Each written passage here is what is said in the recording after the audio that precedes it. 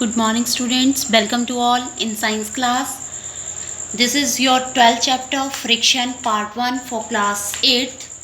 According to your syllabus, this is your 4th chapter. This chapter is related to physics. In this chapter, we will discuss about force of friction, cause of friction, type of friction, friction unnecessary evil, and how we may increase or decrease the friction. This chapter is divided into 3 parts. In this video or in this part, we will discuss about friction or force of friction, direction of force of friction, causes of friction, and types of a friction.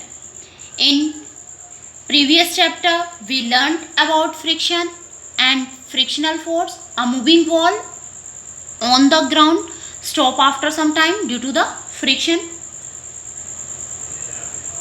But do you know how is this friction create? Can we reduce or increase friction? In this chapter, we will learn more about all these aspects of friction. First is friction or force of friction. जैसे कि हमने पिछले chapter में force of friction के बारे में पढ़ा था. क्या है force of friction? What is force of friction?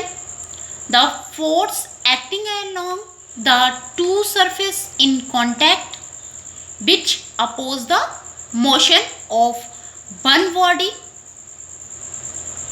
Upon the other is called a force of friction. For example, a ball rolling along the ground gradually slow down and finally come at rest.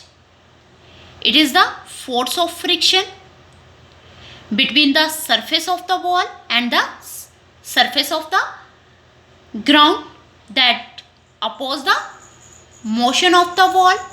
So it bring the moving ball at a rest. एक और example से हम इसे समझ लेते हैं. जब हम अपनी साइकिल में पैडल मारते हैं तब क्या होता है? साइकिल हमारी चलती है. लेकिन जब हम पैडल मारना बंद कर देते हैं तब क्या होता है? तब साइकिल क्या है? पहले स्लो होती है और बाद में क्या होती है? एकदम से वो रुक जाती है. ऐसा क्यों होता है? क्योंकि जो साइकिल के टायर्स हैं उनके बीच और जो सरफेस है, ग्राउंड है, उसके बीच क्या है? फोर्स ऑफ फ्रिक्शन होता है. इसके कारण क्या होता है? साइकिल के मोशन पर जो है वो इफेक्ट पड़ता है. साइकिल रेस्ट पोजीशन में आ जाती है जब हम पैडल मारना बंद कर देते हैं. Next is direction of force of friction. The direction of force of friction is opposite to the direction of motion of an object. Look at the picture.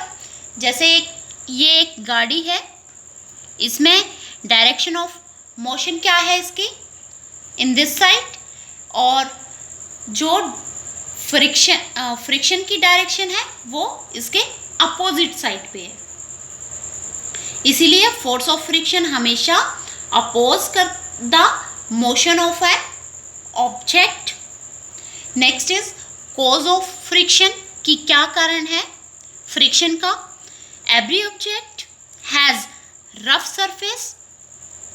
पर हमें वे सरफेस स्मूथ ही दिखाई देते हैं, परंतु जब हम माइक्रोस्कोप से देखते हैं तो सभी ऑब्जेक्ट जो हैं उनके सरफेस पे रफ एजेस होते हैं.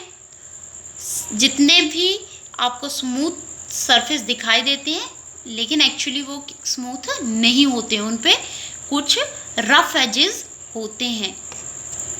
जैसे कि आप इस पिक्चर में देख सकते हो, ये क्या है? रफ एजेस हैं सरफेस के. The टिनी hill and groove on the surface of object is called the irregularity of surface. When we try to move one object over other object क्या होता है? Irregularity on the two surface interlock into the one another. When we try to move something on any surface, we have to apply a force that can overcome interlocking on the rough surface. There are a large number of irregularity, so the force of friction is greater. Force of friction यहाँ पर क्या होगा? ज़्यादा होगा.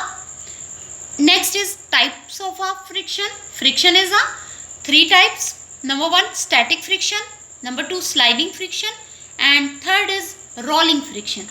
First is static friction. Static means जो stationary है. Static friction is a kind of starting friction because an object just tend to start moving.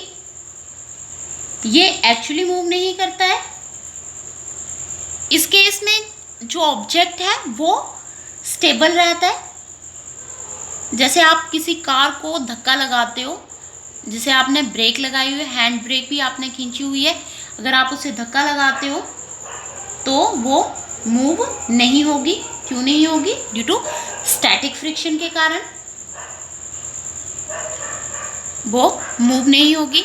और जैसे कोई बॉल है, जब वो किसी सरफेस पे पड़ी हुई है तब वो कौन सी पोजीशन में है, कौन सी फोर्स उस पे एक्ट हो रही है?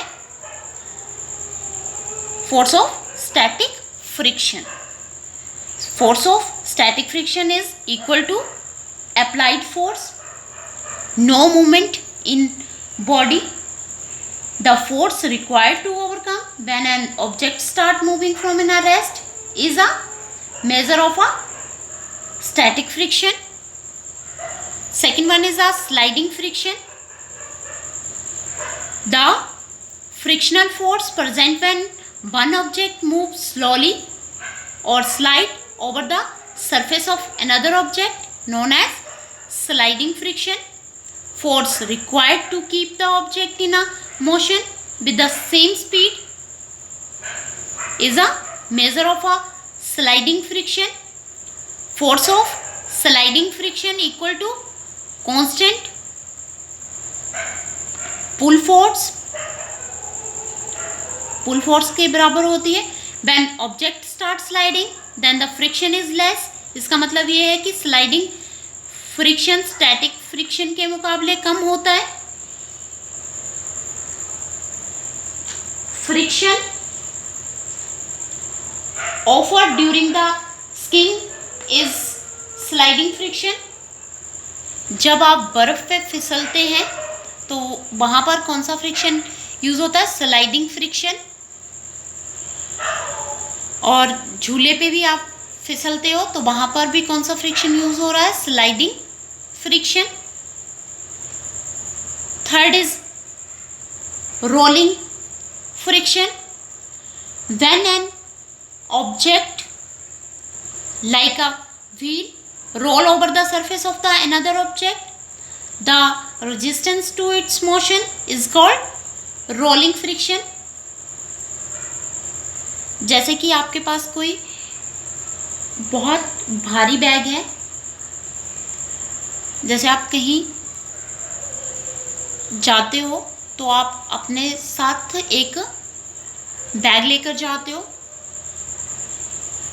जो आपका लगेज है कई बार बहुत ज़्यादा भारी होता है. अगर लगेज आपको ऐसे ही उठाना पड़े तो आपको वो भारी लगेगा, लेकिन आपने जो अपना सामान है वो ऐसे बैग में या ऐसे केस में डाला हुआ है जिसमें क्या है, नीचे पहिए लगे हुए हैं. जैसे आजकल जो अटैची आते हैं उनमें पहिए लगे आते हैं. तो उससे क्या होगा, उस सामान को उठाने में आपको आसानी होगी. उस सामान को आप, उस अटैची को आप क्या है, रोल करके ले जा सकते हो और आसानी से कहीं भी कैरी कर सकते हो. It is always easier to roll than to slide. So rolling friction is much less than sliding friction. Heavy machine को भी हम लकड़ी के राउंड लॉग्स पर रखकर आसानी से एक जगह से दूसरी जगह ट्रांसफ़र कर सकते हैं। इसमें हमें कम फोर्स जो है वो इस्तेमाल करनी पड़ती है। This is all about your today topic. Thank you student, have a nice day.